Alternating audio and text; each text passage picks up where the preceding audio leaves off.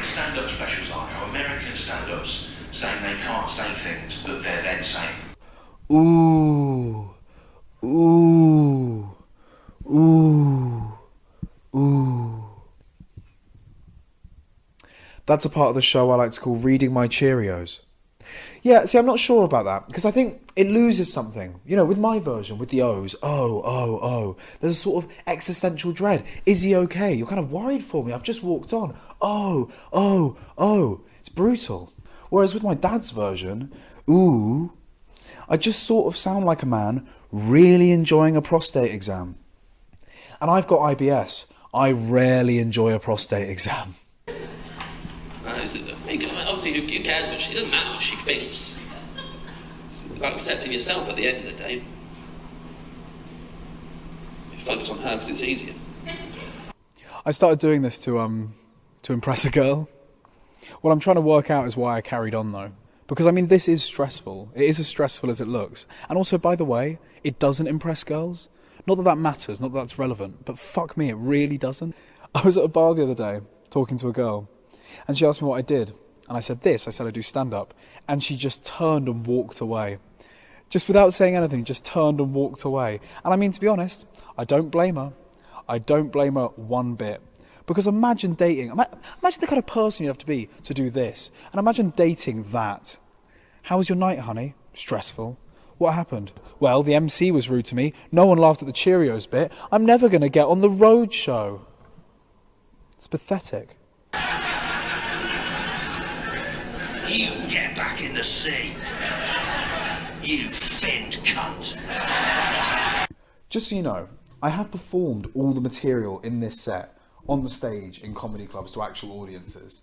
And normally, huge laughs. Huge laughs. I mean, that Cheerios bit normally gets a round of applause. And I mean, I don't think I'm out of line saying this, but you're giving me nothing. I mean, I've played to bad rooms, I've played to small crowds, but this?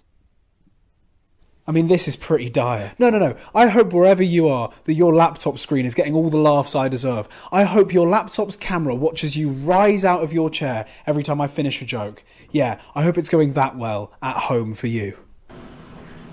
I got herpes a little while ago. Who gives a shit? Do you ever find yourself preparing for a conversation even hours before it's going to happen? You know, getting yourself ready for the social interaction, thinking of stories or questions, you know, things to ask, topics of conversation. Yeah, me too. And here I am, drink it in. Can you feel the contemplation? Can you feel the deliberation, the thought that's gone into every word of this script? Yeah, no, me neither. I'm 32, okay? If you're 30, you better either be married or have herpes. Like, pick one. Commit to something. Commit to a person or a way of life. Like, who are you? 3 decades, nothing to show for it? Figure it the fuck out. Marriage or herpes? Pick. Pick. A lot of my friends got married. I got herpes.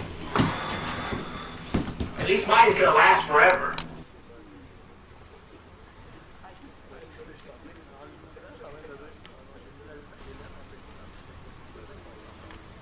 So what? You perform. You love yourself. You hate yourself. Suck it up. That's what everyone else does. What makes you so special? What makes your struggle so great that you get a monologue? We've sat through what? 20 minutes of self-indulgent rambling, and for what conclusion?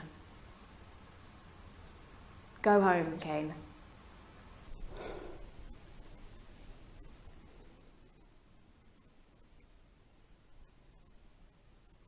Oh. Oh. Oh. Oh. Oh. Oh.